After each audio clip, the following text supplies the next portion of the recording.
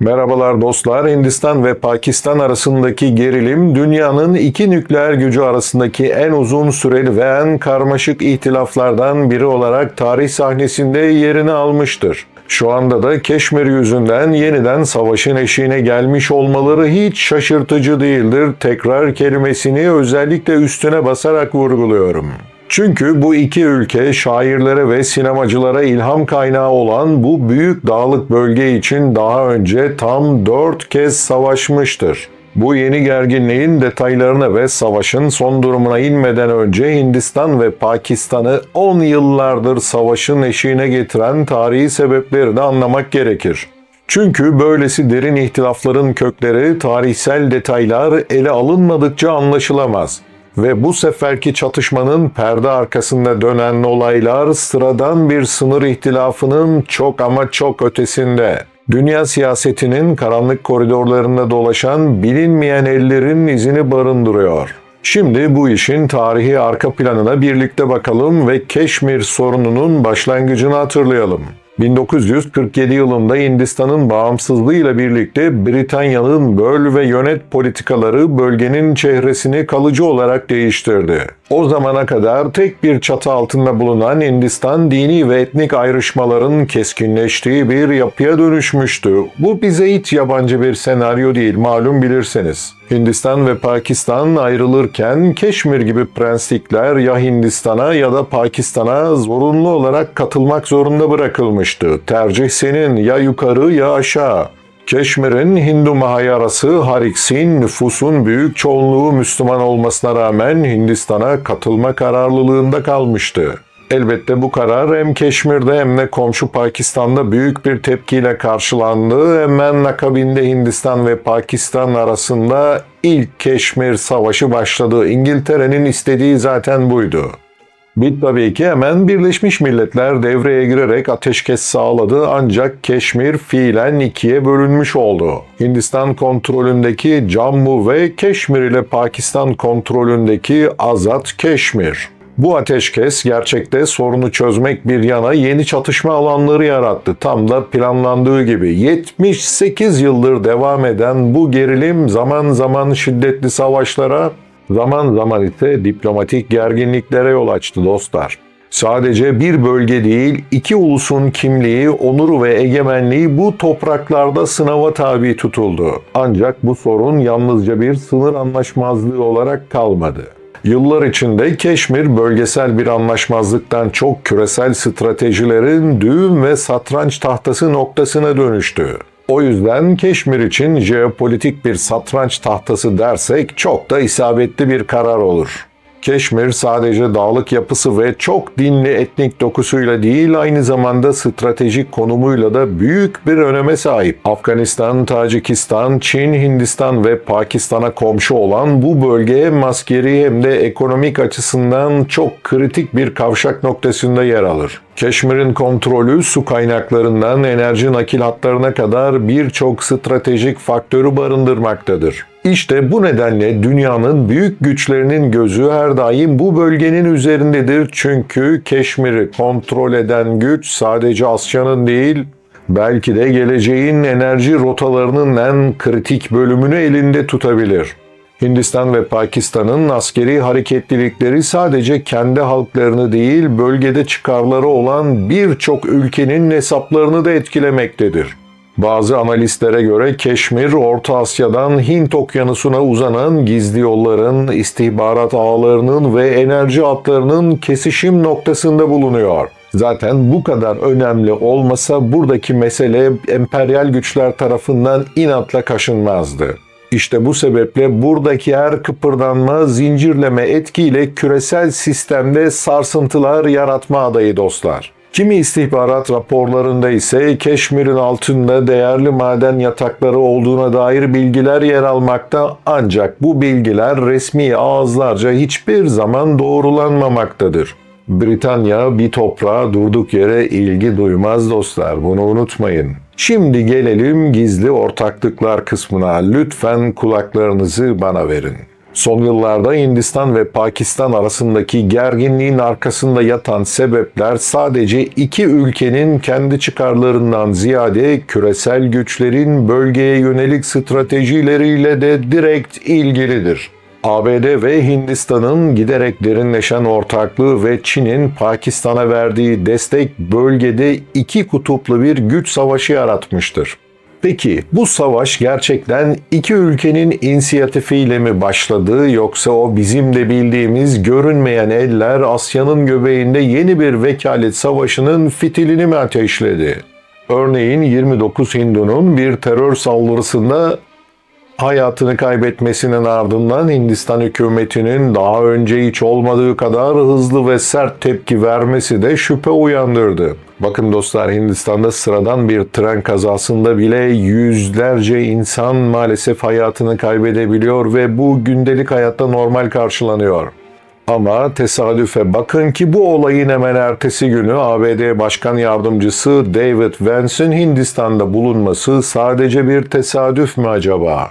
Yoksa bu ziyaret önceden planlanmış bir kurgunun parçası mı? Siz ne dersiniz? Efendim, iddialara göre saldırının arkasında İsrail ve Hindistan istihbaratlarının ortak bir operasyonu olabilir. Amaç Pakistan'ı suçlu göstermek, Hindistan'ı meşru müdafaa zeminine oturtmak. Biz bu senaryoya daha önce Ukrayna'da rastladık sanki. Tabii ki Pakistan bu iddiaları yalanladı ve uluslararası bir soruşturma çağrısı yaptı. Ancak Batı medyası bu çağrıyı görmezden geldi. Bu da birçok kişinin aklına şu soruyu getirdi. Eğer saldırı gerçekten Pakistan kaynaklıysa neden bağımsız bir soruşturma yapılmıyor? Üstelik Pakistan'ın bunu inatla istemesine rağmen. Bazı bağımsız gazeteciler de olayın yaşandığı gün Keşmir bölgesinde GPS sinyallerinde tuhaflıklar yaşandığını ve bazı yabancı diplomatik araçların bölgeyi ziyaret ettiğini iddia etti. Acaba hangi ülkelerin diplomatik araçları? Aklınıza gelenleri yorumlara yazar mısınız dostlar? Bu durum olayın çok önceden planlanmış bir senaryonun parçası olabileceğine dair şüpheleri de ister istemez arttırıyor tabii ki. Şimdinin moda tabiriyle işe büyük resim kısmından bakalım mı birlikte? Yani ticaret, teknoloji ve kontrol. Dostlar, Keşmir meselesinin aslında daha geniş bir küresel planın parçası olduğu da bence çok net ortada. ABD ve Çin arasındaki ticaret savaşlarının bölgedeki jeopolitik dengeleri nasıl etkilediğini de herhalde anlamışsınızdır artık. ABD, Hindistan'ı Çin'e karşı bir denge unsuru olarak desteklerken Çin ise Pakistan'la stratejik ortaklığını her geçen gün daha da arttırmakta. Bu iki büyük gücün Asya'daki çatışma alanları üzerinden birbirlerine üstünlük sağlama çabası Keşmir'i bir kez daha merkez haline getiriyor. Tabii ki bu yalnızca ticaretle sınırlı değil. Çin'in kuşak ve yol girişimi kapsamında Pakistan'a yaptığı milyarlarca dolarlık yatırımlar ve Çin-Pakistan Ekonomik Koridoru projesi Batı'nın çıkarlarını tehdit etmekte. Böyle durumlarda Batı'nın neler yaptığını Türkiye'de biz çok iyi biliyoruz. İşte bu koridor Keşmir üzerinden geçmekte ve Hindistan tarafından büyük bir tehdit olarak algılanmakta dostlar. Bu noktada sorulması gereken soru şudur: Keşmir'deki çatışmalar sadece bölgesel değil, küresel ekonomik sistemin geleceğiyle de mi ilgili? Eğer öyleyse bu savaşın sonucunda yalnızca topraklar değil, dünya ticaret yollarının da kaderi değişebilir ve bence de değişecek. Dostlar, peki bu savaş büyümeye neden meyilli? İşin bir de o kısmına bakalım.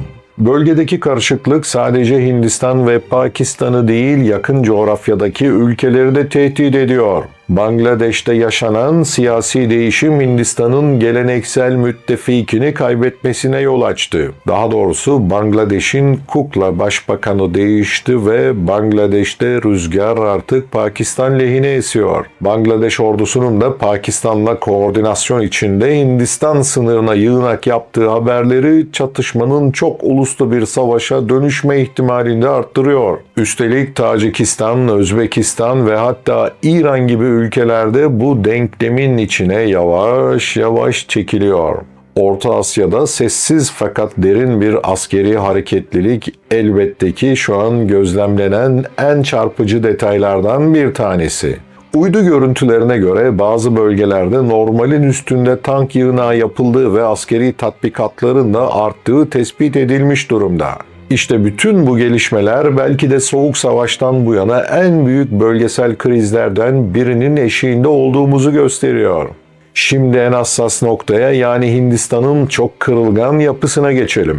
Hindistan'ın devasa toprakları ve nüfusuna rağmen 200'den fazla dilin konuşulduğu ve etnik ayrışmaların oldukça derin olduğu bir yapısı var. Bu kadar heterojen bir yapı merkezi otoriteyi her daim zorlarken bir iç savaş ihtimali de her zaman Hindistan'ın hükümet masasında olmuştur.